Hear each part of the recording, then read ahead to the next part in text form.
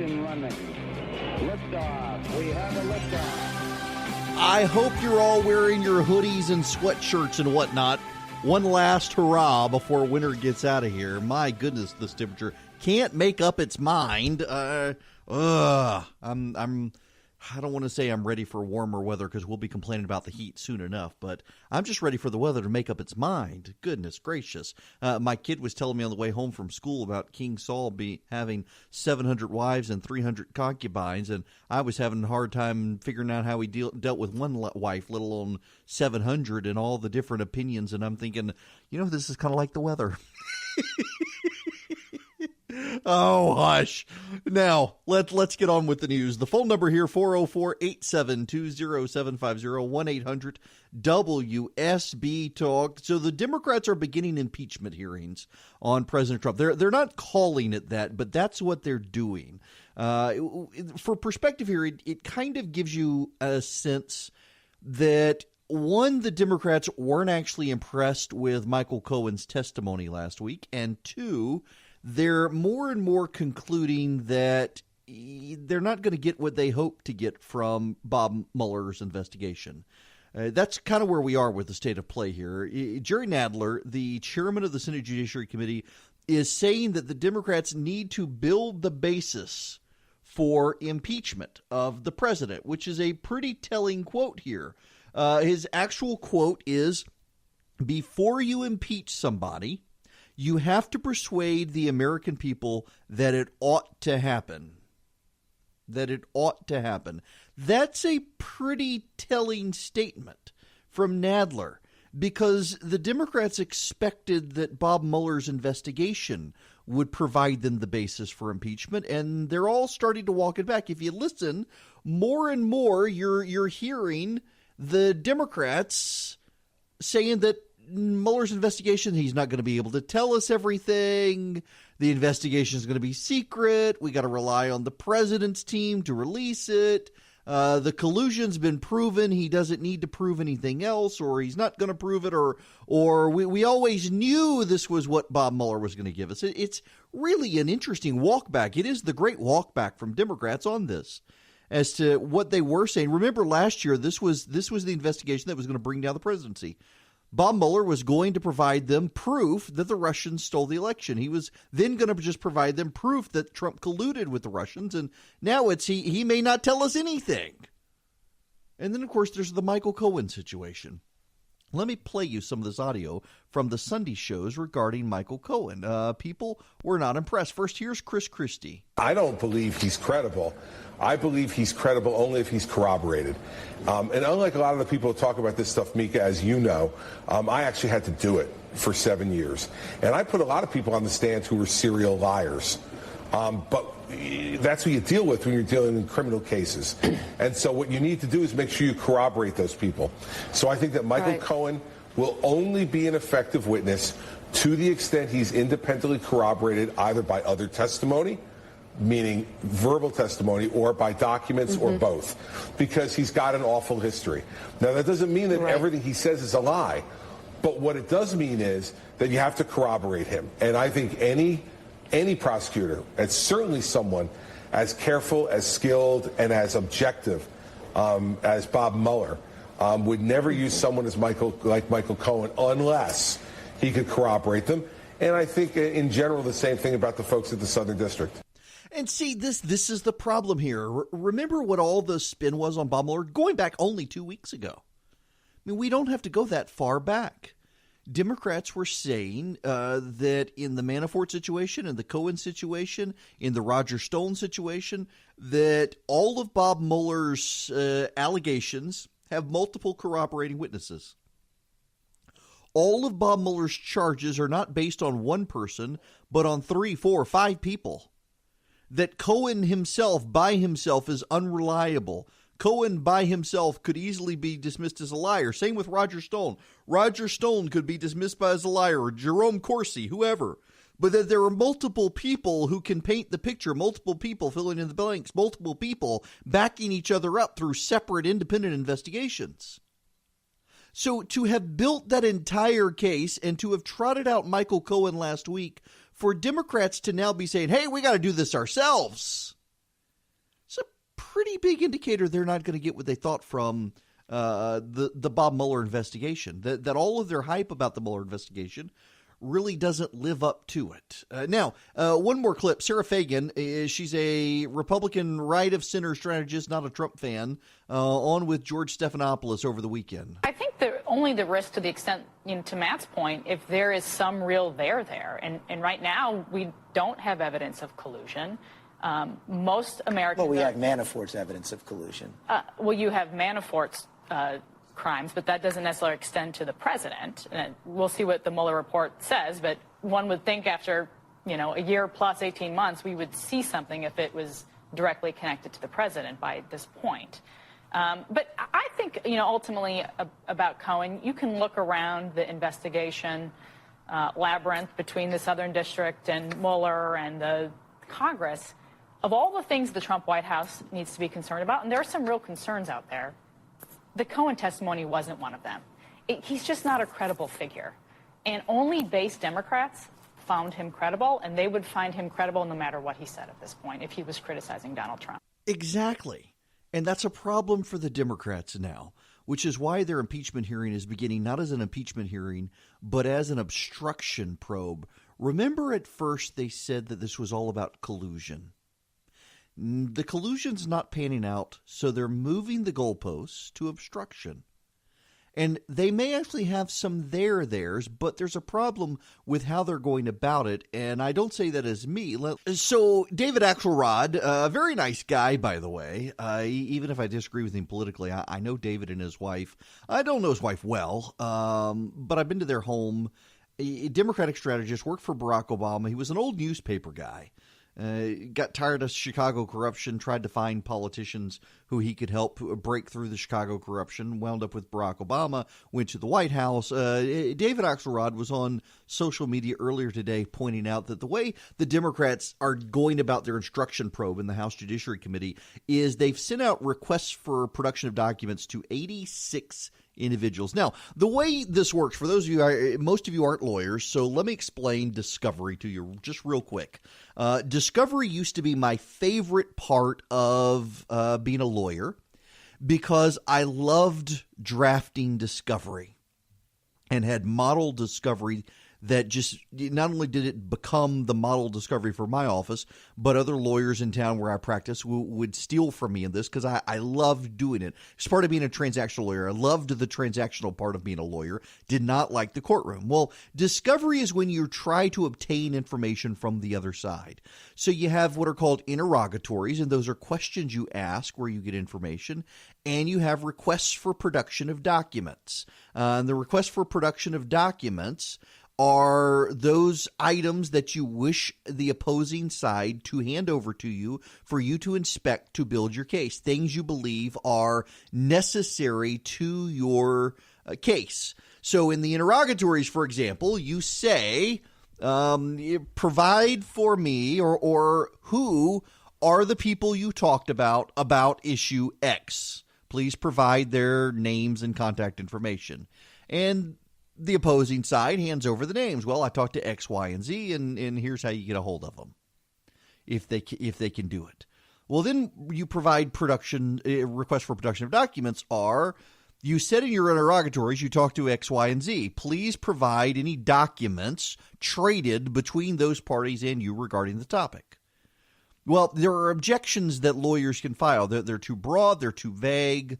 They ask for things outside the scope of discovery. They ask for things that are too burdensome to provide. You need to go ask someone else, not us, things like that. All sorts of objections you can file. But what this process does is it begins to build your case. You have a working theory. The Democrats' working theory is that the president has been obstructing justice.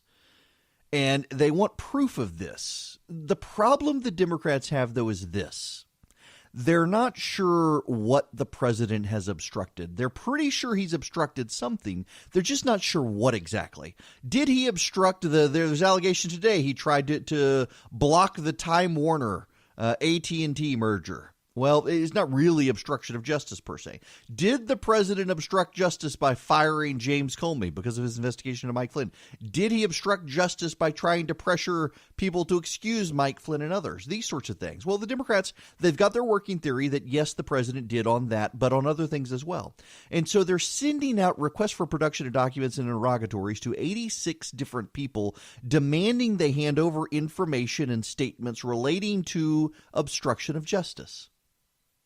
That sounds good if you're a Democrat, I realize. The problem here is that it's all very vague. So you're first allowing people to object because they don't know what you're actually talking about. But then, as David Axelrod pointed out, the Democrats are opening themselves up to the witch hunt accusation. They're asking 86 unrelated parties from multiple entities to hand over information related to various obstructions of justice that may or may not all be intertwined. It appears actually to be separate instances.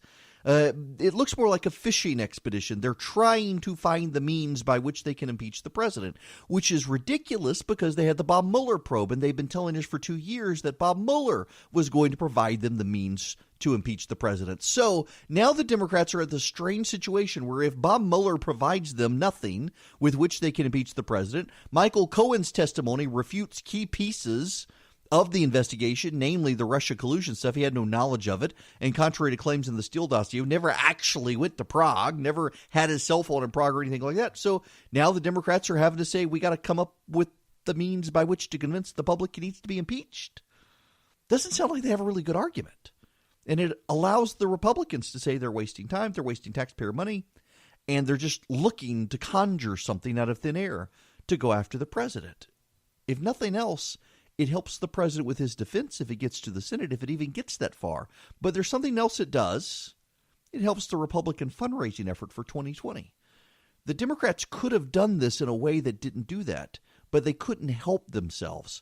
They, instead of being targeted and taking their time, they're trying to rush it because they want to get it done before the election. And that's the problem. They're moving too fast and too broadly instead of honing in on what their argument is, and that's going to cause them to trip up. So just a quick pause here. Word for our sponsors. And you know, this one, real world situation. I woke up Saturday morning and I had a bunch of text messages from Twitter, someone trying to change my password. Now, they all connect me through my cell phone and using two-factor authentication. But man, you got to worry about cyber crimes these days and people trying to steal your passwords, your credit card details. A buddy of mine went to China a while back and needed a VPN service because the Chinese are really, really snoopy. And he used ExpressVPN. And, you know, you can protect yourself from cyber criminals and Chinese snoops by using ExpressVPN. It secures and makes anonymous your internet browsing by encrypting your data. It hides your public IP address. It's got easy-to-use apps that run seamlessly in the background of your computer, your phone, your tablet. Turning on ExpressVPN protection only takes a click. And it's for less than $7 a month that you can get the same ExpressVPN protection that I have recommended to so many people. It's rated the #1 VPN service by TechRadar. It comes with a 30-day money-back guarantee. So protect yourself online today. Find out how you can get 3 months free at expressvpn.com/Eric. That's expressvpn.com/Eric for 3 months free with a 1-year package. And remember, my name is ERICK. Go to expressvpn.com/Eric to learn more.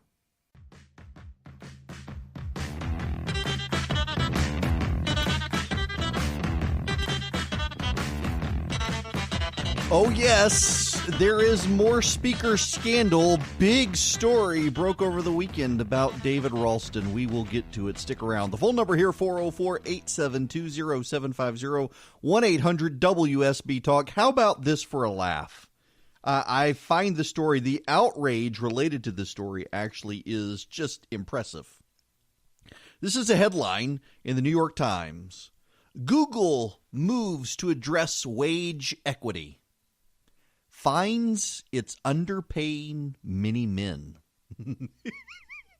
By the way, there is a lot of outrage. There is a lot of outrage about this, which actually kind of exposes the whole pay equity movement to not really be about helping women so much as punishing men. So Google examines, audits every year how it's paying men and women in the same positions. And it turns out that the men who were in the same positions as women, they had the same titles, doing the same work, they were not being paid as much money. Google had overcorrected to boost the pay of women. Google overcorrected and actually wound up now paying men not as much as they should for the same work based on the same theories. So they gave men a pay raise. Feminists are outraged. The pay equity people are outraged. Why? Because the men deserve to make less, according to these people. Because this study doesn't take into account the burdens that women face on the job, the treatment of women on the job, the biases, the unknown inculcated biases against women on the job. They need to be paid more than the men to make up for all of the internal and external biases against the women. That's actually what they're saying. I'm not making this up. So that they don't want a dollar for dollar match. They actually want the men to make less than the women as punishment for past treatment. There's no such thing as equality with these people.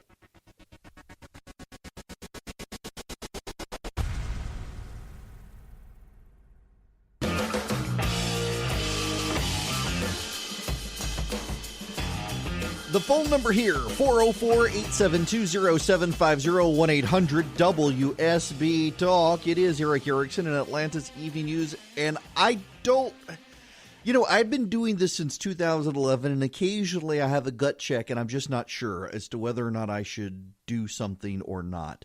For example, should I go into this cold without telling you what it is, or should I warn you that it's Hillary Clinton? We see all of the phony obstacles to registering. We see all of the suppressive efforts at the point of registration and even the point of voting. We see the malfunctioning equipment. We see the longer lines. Oh, she's got her campaign cadence. We see how all of this is designed to discourage, to depress, to prevent people from voting, particularly communities. And your little dog, too. We know, don't we, that candidates, both black and white, lost their races because they have been deprived. Wait. They lost their races? How does a black and a white person lose their races? Oh, she's talking about their elections. The votes they otherwise would have gotten. And the clearest example is from next door in Georgia. Stacey Abrams should be governor, leading that state right now. I'm old enough to remember when Hillary Clinton said if you called into question the integrity of an election, you were a sore loser who should be ashamed.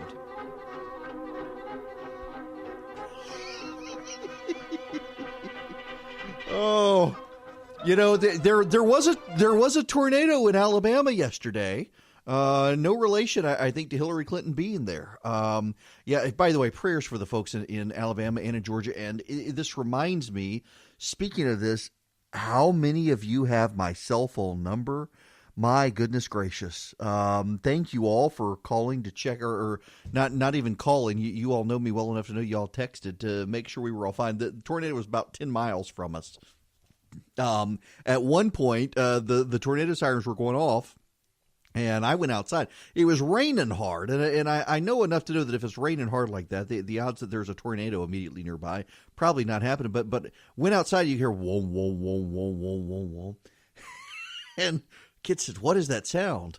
I said, "Well, it's either a train or a tornado." And of course, they're freaked out because the tornado sirens are going off. And then all of a sudden, it goes choo choo. I said, "Oh, that's it. There's a tornado," because it sounds just like a train.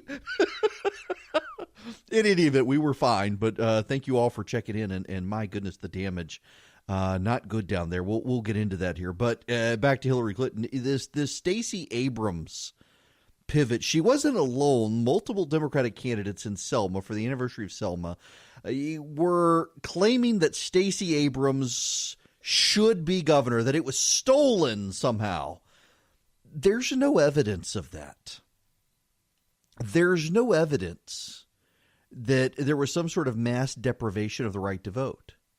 What we do know is that the majority of the people whose voter registrations were not processed were people that the Abrams campaign had previously filed, and they left out necessary information to be able to check the people off. They had Social Security numbers wrong. I mean, it was the federal government that allowed us to process the Social Security numbers of people in voter registrations and show that they were legitimately citizens by having a Social Security number, and a great many of them put down the wrong Social Security number. It never ceases to amaze me how Democrats can cause a problem and then profit from that problem, never letting a crisis go to waste. They create the crisis, and then they don't let it go to waste. With Hillary Clinton on stage, who only 2 years ago was telling us that if you called into question an election, you were a sore loser undermining democracy, and now is on stage apparently a sore loser undermining democracy by doing what she's doing. And, man, the Democrats really are trying to make Stacey Abrams a thing, aren't they? This isn't going to go away, which is one reason I'm telling the Purdue folks they got to get into the suburbs right now and make some strong inroads there. But it wasn't just Hillary Clinton out there. Bernie Sanders, he's filed to run for the Senate. Yeah, he's going to run for the Senate and the presidency at the same time. Well, so he was on a radio program, caters to a black audience. His host was a guy who goes by the radio name Charlemagne the God, and he asked Bernie Sanders what he had done for black voters. Listen to this. Rights activism. In 1988, I was one of the... So I think I have a long history in civil rights activism. In 1988, I was one of the few white public officials who supported Jesse Jackson for president of the United States, and he ended up winning Vermont. Mm-hmm. I think if you look at my... Wait. He's got to go back to 1988 for what he's done for the African-American community? Seriously? And all it was Jesse Jackson. Oh, wait. Yeah, there's more. Listen to the legislation. Record in terms of civil rights and other areas, you will find that it is consistently a very, very strong record. Any legislation we can point to? Well, legislation that... benefits African Americans, yeah, we pass, but not specifically. We passed legislation that benefits working people. Sure. So nope. I supported Jesse Jackson in 1988, but I don't have any actual legislation that he could have said like the Voting Rights Act reforms or something like that, but he wouldn't even do that. Well, there's more Bernie Sanders. He also decided to talk about health care and actually said some eye-opening things. Listen to this. So to answer your question in terms of health care, we're already paying for it. We're paying twice as much as the Canadians. So what the criticism of Bernie Sanders is, he's going to raise your taxes. Well, I may. That's right. But you know what I'm doing? I'm doing away with all of your private health insurance premiums. All right, I don't know how you guys work at where you get your health care from. Mm-hmm. Somebody's paying for it. Somebody's paying Blue Cross or United Health. All right, that's gone. Bob Dole. Bob Dole's going to, Bernie Sanders is going to do this. Bernie Sanders, he may raise your taxes, but you're going to get rid of your health care premiums because you're going to get it from the federal government. This, my friends, is Bernie Sanders' message running for president. But it's also Elizabeth Warren's and Kamala Harris's. Which is just fascinating to me that they, my goodness gracious. I mean, have you heard about the NBC poll that came out over the weekend? Democrats really upset about the poll. I mean, they actually are upset about the poll. And I thought that there was some level of kidding at first, but they're not. So NBC News Wall Street Journal poll, credible pollster, comes out, shows only 25% of Americans think movement towards socialism is a good thing. Only 25%. Democrats are denouncing the poll as not credible.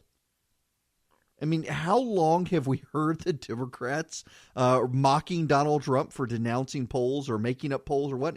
They're doing the same thing now. Getting information they don't like. They're going to double down on the socialism thing, aren't they? They're going to help Donald Trump get a second term. because they're doubling down on. My goodness gracious, folks! If the Democrats want to go full socialist, let them, and we can just have 4 more years of Donald Trump. Here's the interesting thing, though. The NBC News Wall Street Journal poll shows most Democrats actually don't want socialism, and they don't want to drift further left. It's just the voters in the Democratic Party who vote in primaries are the ones who really want to go hard left. That party's headed for a crack up.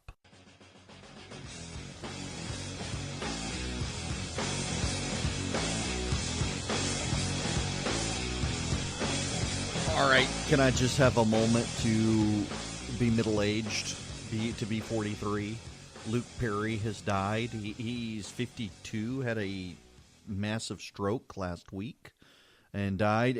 So when I was, it would have been 92, 93. I was finishing up high school. I had gone somewhere, I guess to see cousins or something, and someone had talked about seeing some TV show called 90210. And we were just living in where we were in Louisiana at the time. We'd just gotten Fox, I think. I don't even think it was on the cable at the time. You had to actually get it over the air at first until it got on cable. Fox was not, Fox being ABC, CBS, NBC, and PBS, and then Fox came along, and it took a while for it to roll out. And 90210 was kind of the show that cast Fox as the new up-and-coming channel with teens, kind of what the CW channel has done to this generation. That was Fox then, and 90210 was their bleeding-edge show, real topics, date, rape, sex, drugs, all the issues that you wanted in these teen dramas, and Luke Perry was the bad boy type, and gosh, now he's dead at 52. Time passes. He was on a CW show now. It's just sad. I'm on a blood thinner now because of my clots. I got more clots in my lungs at some point in the last year, and they decided I needed to be on blood thinner. And normally they put you on rat poison, warfarin or Coumadin. They decided to put me on Xarelto, which is a newer medicine. And the downside of it is if you go off of it, you have an increased risk of strokes. And so I got to be real careful with make sure I take it. And I'm not paranoid about the issue, but man, it does freak me out. My grandfather, I remember when I was a kid, had a stroke. They're not good. So try to be healthy, folks. I am trying myself. When we come back, we need to get into this story about David Ralston. He hit the HAC over the weekend. I actually went online right as I was going off air on Friday. I was a little bit aggravated. Made it to the weekend. Those of you who texted the word speaker to 345-345 got a text message to you over the weekend. Big story. David Ralston dragged out a child molestation case with legislative continuances over 6 years to the point the district attorney dropped the case. I got the details on this and the emergency declaration as well. Rand Paul has come out getting some biting criticism from conservative activists over his refusal to go along with the emergency declaration. And I'm on Rand Paul's side, and I think some other conservatives are going to come out as well against the emergency declaration. I'm hearing some of them are deeply skeptical and understand how problematic it is. I want to explore that as well. And the Green New Deal hypocrisy. Chairman Moo only wants to take Uber and Lyft. She don't want to use mass transit, even though she wants everybody else to use mass transit. And there's a new steak. It's vegan. You print it with a 3D printer. Seriously, that's what they're claiming.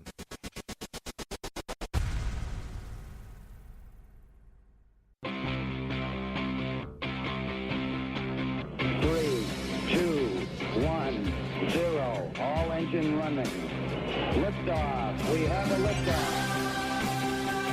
It is the second hour. I am Eric Erickson. This is Atlanta's Evening News.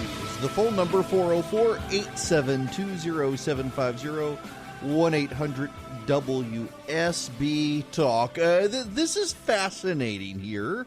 Juan Williams, who is of the left, but I've always considered to be a rather reasonable guy. He's actually on social media. Let me read you his tweet. He put it up this afternoon. Quote, "It is no longer outside the realm of possibility that Trump could refuse to leave if he loses in the 2020 election. And if he does not accept an election defeat, he will have a virtual army of social media to defend him." Where does this stop? Well, I would first suggest it stops with bat crap crazy nonsense like this. I mean, conservatives said this about Bill Clinton in 2000. Because of the Bush versus Gore situation, conservatives were convinced Bill Clinton would never leave the White House. In fact, I've got friends of mine who stood outside the vice presidential residence in Washington, D.C., chanting to Al Gore in the last days of the Clinton administration, "Get out of Dick Cheney's house." In 2008, in the early 2009, left-wing activists became convinced that George Bush and particularly Dick Cheney would never give up power. In 2016, conservatives became convinced that Barack Obama would never actually leave office. Now, it was never the sane ones who thought this. It was always the crazy, fringy types. And here's Juan Williams, a guy who has otherwise been fairly civil and level-headed, suddenly positing this theory that Donald Trump won't leave even if he loses. Maybe he should actually be saying, hey, how do we know it's going to be a fair election? Maybe we need UN observers. People have lost their minds. Trump derangement syndrome gets some of the best ones. It's sad. In any event, we have to move on. There is more to this scandal involving Speaker Ralston. There's a case from Cherokee County. It is of a boy who was molested, allegedly, and ultimately the district attorney dropped the case. What's so interesting here is David Ralston, he was not speaker when the case happened, but then became speaker, and over the course of time, he continued the case over 6 years with over 20 legislative continuances. He had legislative business, continued the case. So this wasn't a matter of the judges saying we don't have time to court for the court case. This was David Ralston over 6 years dragging the case out with legislative continuances, and then ultimately the district attorney says that the victim did not want to cooperate after all, and so they dismissed the case after 6 years. Suddenly the victim didn't want to cooperate. Ready to move on, I guess? I don't know. The victim actually says that that's not the case at all. The victim says that the victim was willing to cooperate, and now you should know that in the state capitol there are legislators who are saying that, well, all these cases, they have holes in them. We can't really believe these people. In fact, I have a note from a constituent who talked to her legislator, and the legislator said, oh, well, if you really get into these cases, I've talked to people who are in the know, and they say that they're not credible victims. And that's right. We're not going to believe the victims. It's kind of amazing when you think about it. It's amazing the number of people who are so scared of the speaker that they don't want to speak up. Ralston released a statement and said the case of the state of Georgia versus Derek Jason Key was dismissed 4.5 years ago at the request of the district attorney's office. The motion for null pros to not prosecute describes the prosecutor's reasoning for the dismissal, and he also created his panel of lobbyists and others to tell him that he did no wrong. Now, the current Cherokee County District Attorney, Shannon Wallace, said she was unfamiliar with the specifics of the Key case, but in reviewing the file, said it was possible the case would have been dismissed anyway, but she said delays complicate the prosecution of crimes. Now, this is a problem here. You got a quote from one of the former district attorneys who's looked at this. The AJC asks, and let me just give you this quote. You have a child that's molested when he is 11 or 12 years old. By the time we got to trial, the boys were bigger and stronger than the person they alleged molested them. These things should not matter, but you deal in the real world, and they do matter. In other words, you get to a situation where suddenly by the time you go to trial, the person who was the victim is now bigger than the person who was the victimizer, and these sorts of things cast doubt in the jury's mind. Maybe they didn't want to go to trial, except here's the problem. The AJC interviewed the victim, who is now 22. According to the notes at the time that the case was dismissed, it was obvious the 22-year-old victim did not intend to participate in the case. He never filed a victim impact statement. But the alleged victim in the case says he was prepared to testify. He says, quote, "I received a few calls from the district attorney asking me to testify on certain dates, and then would get another call saying it's been delayed. Eventually, the calls and all communication stopped from the speaker, or from the DA, after Ralston became speaker." Very, very, very interesting. But what I find more interesting are the people now making excuses for the speaker. And what I find most interesting are a lot of these people actually want him to go, but they don't think there's support enough for him to go. And so they're not doing anything. And the number of constituents who I'm hearing from who are trying to reach the legislators, and the legislators are giving them excuses. They're blaming the victims. They're saying the victims weren't credible. They're believing David Ralston's word for it. Or, some of them are saying, well, I talked to defense attorneys, and defense attorneys said this is perfectly natural. Well, of course defense attorneys are going to. And are you really going to have a judge be public about the Speaker of the House of Representatives? I mean, the legislators are scared of him, too. We are being governed by chickens. But there's an upside. I hear that Ralston, to stay in the good graces of conservatives, we may at least get some pro-life measures out of the House of Representatives. They'll die in the Senate instead. The Senate Judiciary Committee Chairman, Jesse Stone, is basically killing all the pro-life legislation this year, but it's allowing Ralston to support all the pro-life legislation he's opposed in the past to keep everybody happy and keep them from calling for his ouster, knowing that they'll die in the Senate. We see this game over and over again, and people fall for it every single time.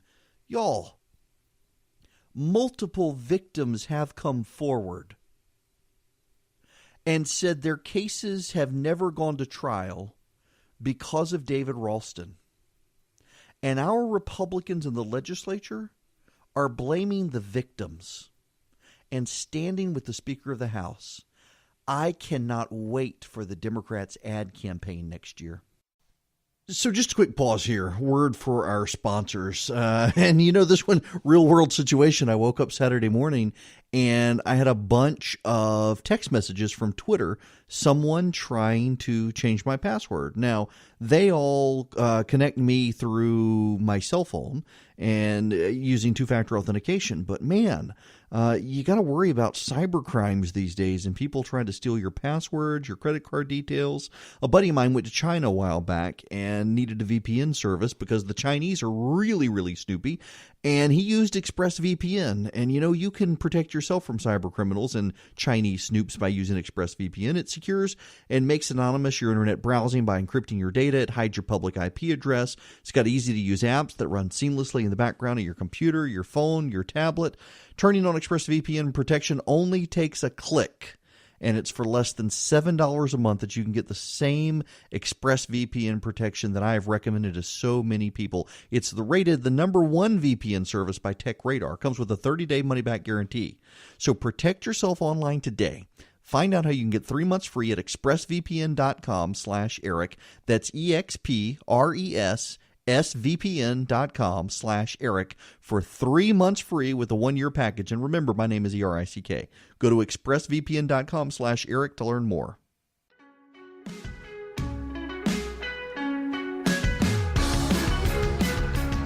Got an email from a constituent of John Carson. Says that his dad is a constituent, actually, of John Carson.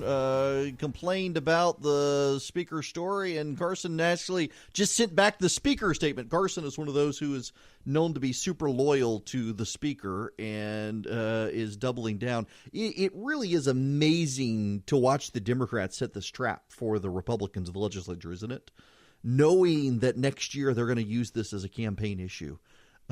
You've got all of these victims out there who their cases were delayed time and time again, and it's only a matter of time before they come out in ads for the Democrats in Cobb and Gwinnett County and help seal the deal to take back the legislature. as the Republicans double down on defense of the Speaker. It's incredible to watch, to see what is going to happen, to know it's going to happen, and watch the Republicans. Again, it goes back to when the story broke. I talked to one of the senior Democrats in the House, and he was very upfront with this, that having David Ralston protects them from a more conservative speaker, arguably a female speaker, and they can use this next year because they know the Republicans will do nothing. And sure enough, the Republicans doing nothing.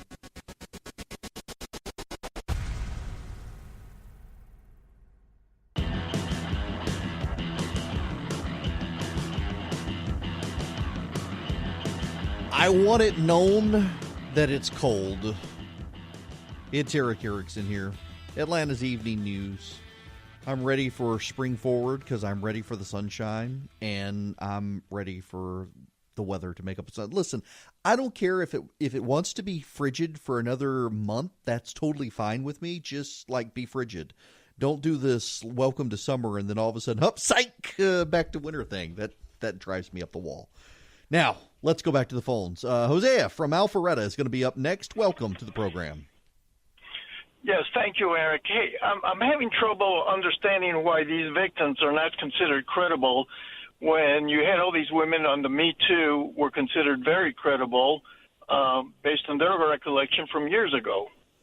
Well, because the victims in the cases in Georgia cannot help the members of the legislature get their legislation passed and cannot do anything to their political opponents. In the Me Too situation, there was outrage universally shared due to the bad behavior of individuals in Hollywood and politicians and elsewhere, and there was national media coverage of it. Here, there's no national media coverage, and these victims, they can't pass legislation, but Speaker Ralston can block it. They can't increase someone's budget, but Speaker Ralston can decrease it. They can't do anything to help the politicians or really right now to hurt the politicians more than the Speaker can. This is all about raw political power.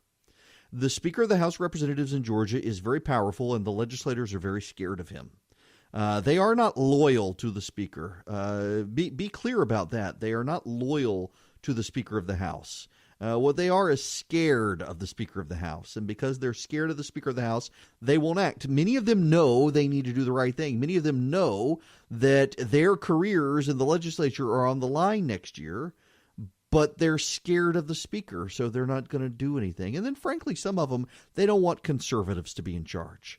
Now, if the Speaker were to go, someone more conservative than the Speaker would be in charge.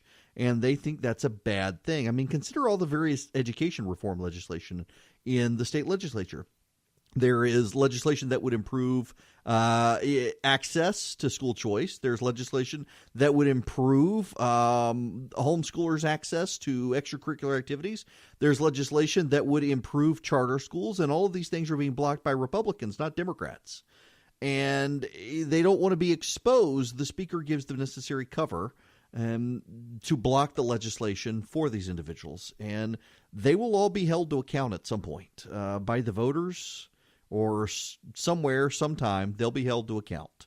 But right now they're scared, and all I can tell you to do is you got to keep the pressure on. You got to show up at the legislature. Monica Matthews actually told me over the weekend that she talked to one member of the legislature who said they just delete all their emails from constituents. They don't believe they're from constituents. They think they're processed, and so they just delete them all. So you got to call them.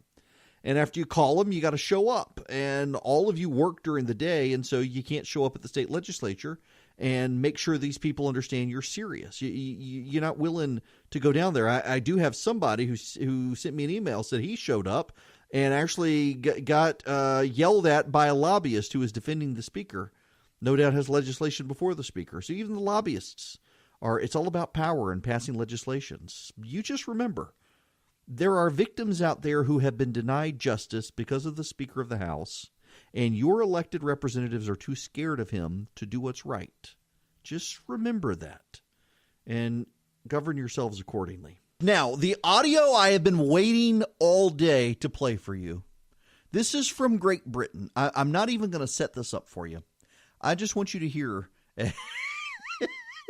Charlie actually got the audio for me, and he gives them all titles for the soundboard for me to play. And I'm supposed to know which ones they are. Like the Hillary Clinton clip that I played earlier was Grandma something or other, not fit for radio for me to be able to tell you what the actual clip was. This one, I kept the title that he gave it. The title is Crazy Person Won't Breed. You have come to the same conclusion, Alice. Yeah, I have. I mean, each day for me is a struggle. I really do. I'm so depressed. I feel so hopeless over how, I'm reading, just in the last couple of months even, that, insect numbers are plummeting so fast. It now threatens the collapse of nature, that we're we're destroying biodiversity so quickly that threatens our food. And the UN have said that could lead to the risk of our own extinction. David Attenborough going on TV to say the collapse of civilization could come from this. And I know that is so hard to really sit with and take in. But I have done that, and that has led to just a fear that I've never felt before. And my decision for being on birth strike mostly has come from not wanting to pass that fear on to someone else. If we're in this situation now, even since my parents had me, we've destroyed 60% of life on this planet. What would that be like when my child's my age? Will there be 10% left? That's not just to do with being, a nature wildlife enthusiast like I am. That's dangerous as well. She's on what she's calling a birth strike. She refuses to have children. She believes that 60% of the planet's species have been wiped out by mankind. None of this is true. Yet she has so absorbed the fear of the climate change alarmists that she lives her life every day hating humanity and herself, and so won't have children. People like this exist. Don't be one of those people. Alexandra Ocasio-Cortez, Chairman Moo, somebody called her Bolshevik Barbie over the weekend. I thought, doggone it, I came up with abortion Barbie. I wish I'd come up with Bolshevik Barbie. Nonetheless, she's out there saying that she's just living life as it is. She won't practice what she preaches. She's taking Uber and airplanes and whatnot because everybody else does, so she has no reason to change. I would say to this young woman in Great Britain who is scared to death of our annihilation, that none of the people who tell you these things act like that. So perhaps they don't really believe them themselves.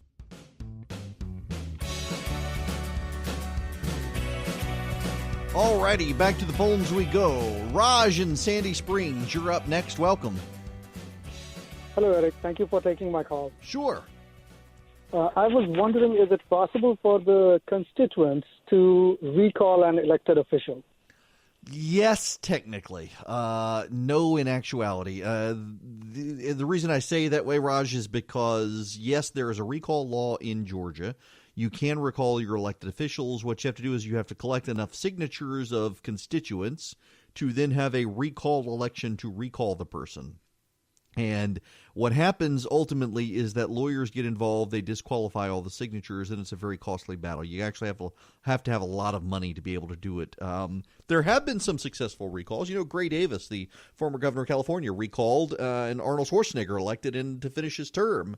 But it's very hard to do. It is sometimes worth doing, and it's worth doing in areas where someone's unpopular. But if, for example, you're thinking, some of you, why don't you recall David Ralston? Well, David Ralston's actually popular in his district. He's won against several challengers. Maybe this story will undo it, but you got to also remember that the local media up there isn't covering the story the way the Atlanta media is. And frankly, even a lot of the Atlanta media could be doing better. It's mostly WSB TV, and the AJC covering the story.